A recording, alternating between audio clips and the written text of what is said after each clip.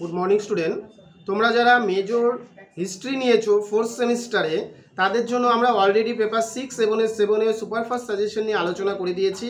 তোমাদের এরপরে পেপার 8 রয়েছে। তোমাদের 8 একটি বিশাল বড় সিলেবাস, ইউরোপের টোটাল ইতিহাস রয়েছে। সেই জায়গা থেকে তোমাদের সাজেশন একটু বেশি পড়তে হয়, তার জন্য আমি বেশ কিছু প্রশ্ন তোমাদের বলছি, সেই প্রশ্নগুলো তোমরা ভালো করে দেখে যাও। আশা করছি তোমাদের পরীক্ষা অবশ্যই ভালো হবে।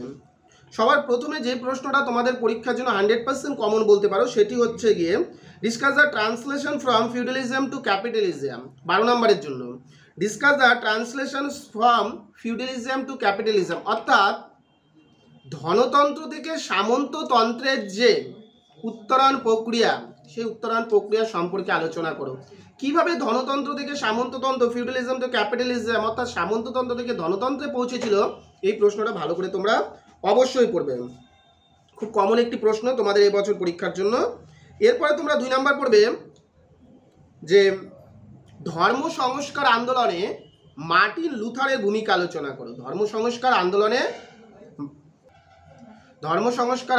মার্টিন লুথারের ভূমিকা আলোচনা করো। ভালো করে এই প্রশ্নটা পড়বে তোমরা। ধর্ম সংস্কার আন্দোলনে মার্টিন লুথারের ভূমিকা আলোচনা করো। আমি বাংলাতেই বললাম এই প্রশ্নটা।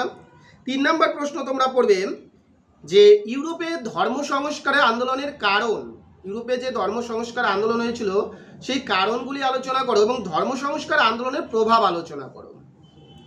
এই 3টা প্রশ্ন বললাম।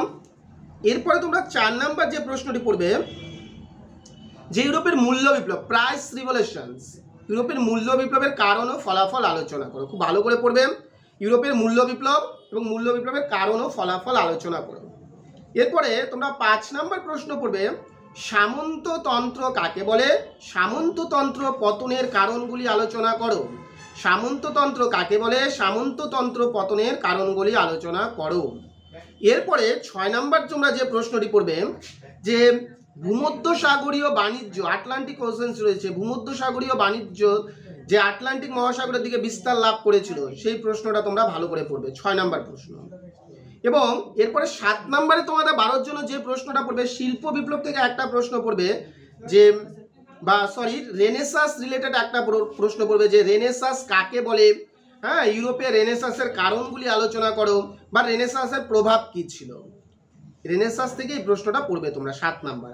8 নাম্বার তোমরা যে প্রশ্নটি পড়বে শিল্প বিপ্লবের ওপর, শিল্প বিপ্লবের কারণ বা ইংল্যান্ডে কেন প্রথম শিল্প বিপ্লব হয়েছিল বা ইউরোপের অন্যান্য দেশগুলিতে কেন শিল্প বিপ্লব দেরিতে হয়েছিল। এই 8টি প্রশ্ন তোমরা ভালো করে পড়বে। অর্থাৎ মেনলি আমরা প্রশ্ন যেটা বললাম সব থেকে কমন ফিউডালিজম তো ক্যাপিটালিজম প্রশ্নটা ভালো করে পড়তে হবে। ধর্ম সংস্কার আন্দোলনে মার্টিন লুথারের ভূমিকাটা ভালো করে পড়তে হবে। মূল্য বিপ্লবের কারণ বা ফলাফল আলোচনা করে ভালো করে পড়তে হবে। ধর্ম সংস্কার আন্দোলনের কারণ ও ফলাফল ভালো করে পড়তে হবে। সামন্ততন্ত্র পতনের কারণগুলি সম্বন্ধে আলোচনা করো, প্রশ্নটি ভালো করে পড়তে হবে। রেনেসাঁস বলতে কি বোঝো, রেনেসাঁসের কারণ ও ফলাফলগুলি কি ছিল আলোচনা করো। এই প্রশ্নগুলো তোমরা 12 জন্য ভালো করে পড়ে যাবে। এরপরে 6 জন্য তোমরা যে প্রশ্নগুলি পড়বে, দেখো 6 জন্য সর্বপ্রথম যে আমাদের যে রেনেসাঁস ছিল বা নবজাগরণ ছিল, এই রেনেসাঁস ও নবজাগরণ শিল্প বলো, আর্ট, আর্কিটেকচার বা ভাস্কর্যের উপর বা সামাজিক অর্থনৈতিক ক্ষেত্রে কি প্রভাব পড়েছিল, এই প্রশ্নটা ভালো করে দেখবে। একটা প্রশ্ন এখান থেকে অবশ্যই থাকবে তোমাদের আর্ট এবং আর্কিটেকচারের উপর আসতে পারে, হ্যাঁ, যে শিল্প এবং স্থাপত্যের উপর রেনেসাঁসের প্রভাব আলোচনা করো বা তোমার ভাস্কর্যের উপর রেনেসাঁসের প্রভাব আলোচনা করো, ভালো করে তোমরা পড়বে। নেক্সট তোমরা দেখবে discuss the growth of Atlantic economy, Atlantic যে ব্যবসা বাণিজ্য রয়েছে সেই আটলান্টিক ব্যবসা বাণিজ্য সম্বন্ধে তোমরা একটু দেখে যাবে। রিফরমেশন, প্রতি ধর্ম সংস্কার আন্দোলন যে রয়েছে সেই প্রতি ধর্ম সংস্কার আন্দোলনটা ভালো করে তোমরা একটু দেখবে। প্রতি ধর্ম সংস্কার আন্দোলন বলতে কি বোঝো। তারপরে ধর্ম সংস্কার আন্দোলনে যারা রয়েছে, যেমন আমরা মার্টিন লুথার 12 জন্য পড়বো, জন ক্যালভিনটা তোমাদের 6 জন্য দেখে যাবে যে ধর্ম সংস্কার আন্দোলনে জন ক্যালভিনের অবদান আলোচনা করো বা জুইংলির অবদান আলোচনা করো, এই প্রশ্নগুলো তোমরা দেখবে। এরপরে দেখবে main features of Renaissance art, যেটা আমি বললামই প্রথমে, হ্যাঁ, write a short note slave trade Europe, slave trade যেটা রয়েছে ইউরোপের, সেই প্রশ্নটা তোমরা ভালো করে দেখবে। ঠিক আছে, এই ধরনের যে প্রশ্নগুলো রয়েছে 6 জন্য এগুলো একটু ভালো করে তোমরা পড়বে। হ্যাঁ, যে রেনেসাঁসের ওপর শিল্প এবং স্থাপত্যের অবদান আলোচনা করো, আর্ট এবং আর্কিটেকচারের ওপর। তারপরে হচ্ছে গিয়ে তোমাদের যে discuss the growth of Atlantic economic, Atlantic যে বাণিজ্য রয়েছে সেটা দেখবে। তারপর ইউরোপের রিফরমেশন, ইউরোপের যে ধর্ম সংস্কার আন্দোলন রয়েছে সেটা দেখবে। কমার্শিয়াল রেভলিউশনস, বাণিজ্য বিপ্লব, এই প্রশ্নটা ভালো করে দেখবে তোমরা, ঠিক আছে।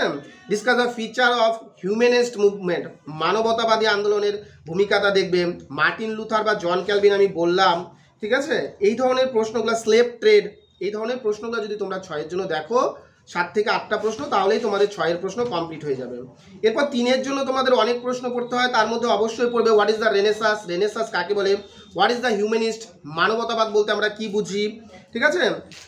Write a brief note, Leonardo da Vinci, Leonardo da Vinci সম্বন্ধে তোমরা অবশ্যই পড়বে, ঠিক আছে। তারপরে তোমার হচ্ছে গিয়ে Machiavelli, Leonardo da Vinci, Machiavelli, humanist, Renaissance, এই ধরনের প্রশ্নগুলো রয়েছে। তারপরে অ্যানাবাপ্টিস্ট মুভমেন্ট, খুব একটা কমন প্রশ্ন যে অ্যানাবাপ্টিস্ট মুভমেন্ট, জুইংলিকে ছিল বা জুইংলি সম্বন্ধে, জুইংলি মতবাদ কি, 95 থিসিস মতবাদ কি, ভালো করে পড়বে। ম্যাকিয়াভেলি আমি বললাম পড়ার জন্য, হ্যাঁ।